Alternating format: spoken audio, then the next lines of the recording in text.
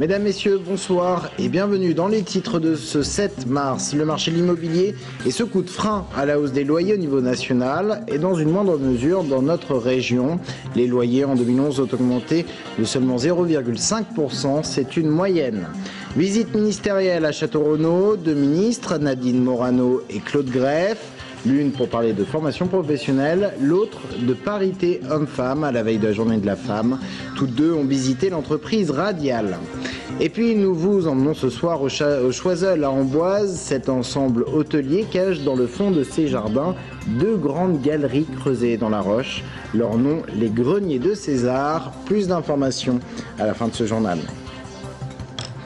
Mais avant de développer ces titres, ce rebondissement dans l'affaire de l'accident mortel de Romorantin. On apprend ce soir que le père de famille décédé avec sa compagne et ses deux enfants samedi soir, percuté par un chauffard ivre, était lui aussi en état d'ivresse au moment des faits. Il roulait avec un taux d'alcoolémie de 1,80 g d'après les analyses réalisées post-mortem. C'est même plus que le jeune homme de 25 ans qui a été placé sous contrôle judiciaire. Les enquêteurs vont tenter de déterminer si cette importante consommation d'alcool a joué un rôle dans les circonstances de ce drame qui, je vous le rappelle, a coûté la vie à 4 personnes. En bref, une intoxication au chlore au centre aquatique de la Riche. 17 personnes ont légèrement été incommodées cet après-midi. Elles se trouvaient dans le hammam du centre. 4 personnes, dont un enfant, ont été transportées à l'hôpital pour examen. Le maire de la Riche a décidé de fermer l'espace détente du centre, le temps de comprendre ce qui s'est passé. On s'arrête maintenant sur le marché de l'immobilier, mais cette fois-ci côté locatif. Au niveau national, un sérieux coup de frein a été donné à la hausse des loyers. Dans certaines régions, ceux-ci baisseraient même. Mais ici, ne vous réjouissez pas trop vite. La hausse est certes contenue, mais les loyers continuent doucement de croître. Les précisions, Anaïs Michaud. L'immobilier en région centre ne connaît pas la crise, ou presque pas. En effet, alors que les loyers ont connu une baisse de 0,1% sur le plan national entre 2011 et 2012, dans la région, ils ont continué de progresser avec une hausse de 0,5%. Toutefois, cette augmentation est à nuancer puisqu'entre 1998 et 2012, les loyers évoluaient en moyenne de 2,2% chaque année. Tours n'échappe pas à la règle. Là encore, la variation est positive, plus 1,2%. Entre 2011 et 2012, mais inférieure à la moyenne depuis 1998 qui s'élève à 2,2%. Dans la ville, 2011 a été néanmoins une bonne année puisque la hausse est supérieure à l'année précédente. En 2010, les loyers tourangeaux n'avaient en effet évolué que de 0,2%. Dans l'agglomération tourangelle, on note des disparités importantes dans ces variations, avec une forte baisse notamment à Chambray-les-Tours où les loyers ont chuté de 3,9%, et une hausse tout aussi significative à Saint-Cyr-sur-Loire avec plus 4%. Dans le Loir-et-Cher, on trouve des baisses importantes, moins 5% à Blois et moins 3,8% à Romorantin. Du côté des agences immobilières, ce ralentissement de la hausse des loyers est plutôt logique. C'est un petit peu plus difficile depuis que la loi est passée sur les garants, où il y a interdiction d'avoir des garants si le propriétaire a une assurance loyer impayée. Donc c'est beaucoup plus délicat de trouver des locataires qui gagnent vraiment 3 fois le loyer en CDI. Donc ouais, c'est vrai qu'il y a un petit ralentissement là-dessus. Heureusement, en Indre-et-Loire, on ne subit pas de pénurie de logements. Les propriétaires bailleurs ont comme souci de conserver le plus longtemps leurs locataires et lorsqu'ils ont un bon locataire qui ne leur pose pas de problème, en général, ils augmentent le loyer dans des proportions tout à fait limitées. Donc je dirais que c'est régulé par rapport à l'offre et la demande. Plus il y a de demandes et moins d'offres, plus les loyers ont tendance à augmenter, ce qui n'est pas le cas en Indre-et-Loire. Actuellement, le prix au mètre carré est de 10 € en moyenne en région centre. Il faut compter 10,2 € en Indre-et-Loire et 10,8 € à Tours.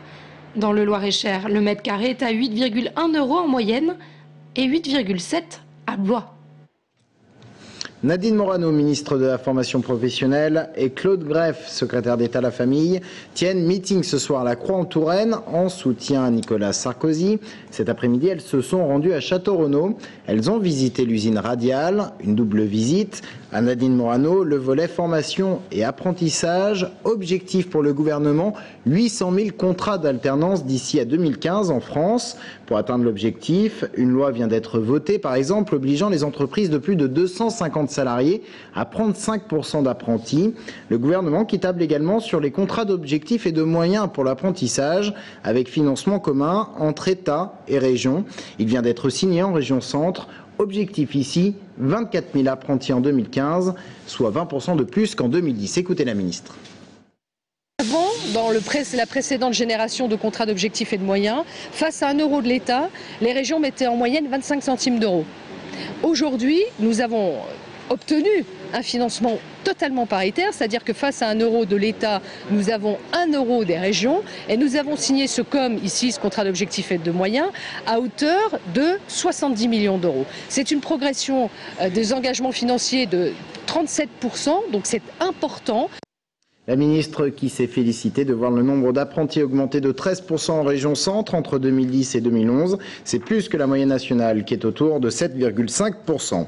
Alors je vous le disais, 2 visites pour 2 thèmes. Claude Greff, elle, est venue parler parité hommes-femmes à la veille de la journée de la femme. L'État contractualise les engagements des entreprises en la matière, comme l'entreprise radiale. Écoutez Claude Greff, elle nous détaille quelques engagements.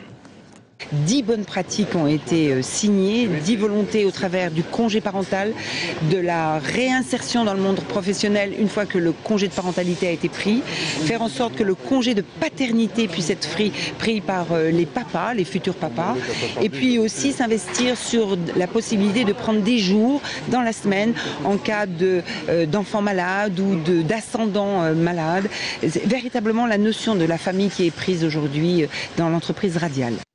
Nicolas Sarkozy, lui, était l'invité de France 2 hier soir pour l'émission Des paroles et des actes. Une participation à une émission de télévision qui intervient alors que le chef de l'État est toujours derrière François Hollande dans les sondages, ce qui fait dire à certains que le moral est en berne chez les militants de l'UMP. Alors qu'en est-il du côté des militants locaux en Indre-et-Loire par exemple? Eh bien on voit cela avec Brienne Bock. Bonjour madame. Asseyez-vous, je vous en prie. Merci. Affichant sa confiance, Nicolas Sarkozy n'a pas d'inquiétude à avoir, les troupes sont derrière lui. Surtout après l'intervention télévisée de hier soir, une intervention plutôt réussie selon les militants UMP. Nicolas Sarkozy a très bien répondu. Toujours avec beaucoup de pragmatisme sur tout ce qu'il a réussi et là où il a échoué. Sûr de lui, sûr de son bilan, il a vraiment envie d'en découdre. On a eu un président candidat, maintenant on a plus un candidat président. L'état d'esprit des jeunes populaires de la région Centre est au beau fixe. En 9 mois, le nombre d'inscriptions a nettement augmenté. Ils sont passés de 49 membres à 120. Donc ça c'est le grand drapeau, tu vois, grand drapeau pour le meeting de ce soir, donc qui va permettre d'avoir une bonne visibilité. On est confiant et comme dans toute élection de toute façon il faut partir confiant. Moi je pars du principe où il y a une phrase qui dit les combats qu'on ne mène pas sont ceux que nous ne gagnons pas. Donc évidemment on a un grand nombre de militants qui aujourd'hui nous rejoignent parce qu'ils sentent que la campagne commence à prendre. Prochain meeting avec Nicolas Sarkozy dimanche prochain. 500 personnes de la région Centre devraient se rendre à Villepinte à bord d'une dizaine de bus affrétés par l'UMP.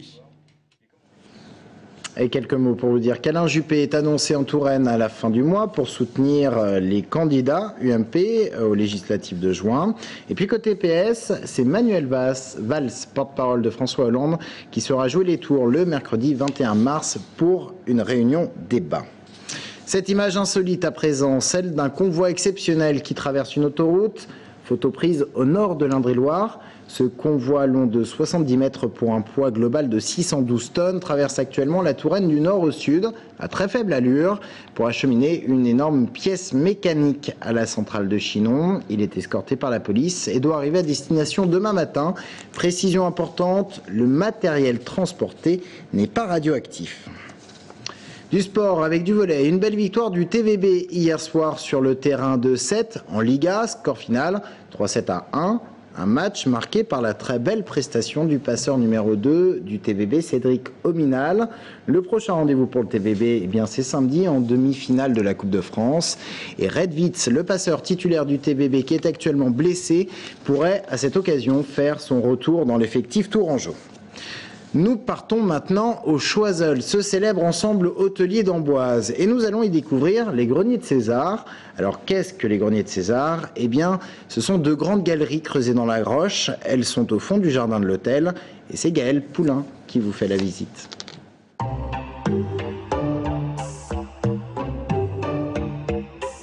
Si des poteries et pièces de monnaie gallo-romaine ont été retrouvées sur le coteau amboisien, il semblerait que l'appellation de grenier de César soit un abus de langage.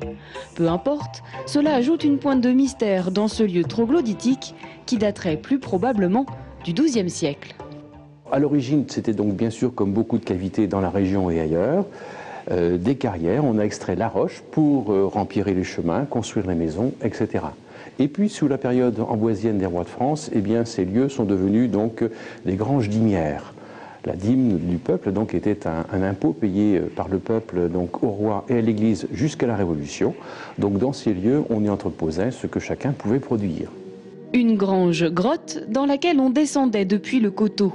Entre les 2 galeries aux dimensions incroyables, un escalier de 129 marches permettait ainsi d'apporter les productions du peuple, notamment du blé en épi, qui était entreposé dans ces 4 silos. La particularité de ces silos, c'est d'avoir 2 parois. Une première paroi donc de pierre, qui elle-même est recouverte d'un crépi fait de briques écrasées et de chaux, un vide d'air et une paroi donc, que l'on aperçoit, la première que l'on aperçoit, donc une paroi de briques, rapportée sous François Ier par un élève de Léonard de Vinci, donc Dominique de Cortone. Déposés par le haut des silos, les épis de blé étaient ensuite libérés par le bas vers une autre galerie souterraine, directement sur des charrettes qui prenaient alors le chemin de la Loire. Un système ingénieux et des possibilités de stockage parfaitement adaptées aux besoins de la cour des rois de France, qui à l'aube de la Renaissance investissait le Val-de-Loire. Fin de cette édition, merci de l'avoir suivi. Dans un instant, notre invitée est Chantal Colleux-Dumont, directrice du domaine de Chaumont-sur-Loire, et on va parler du Festival des Jardins. Restez avec nous.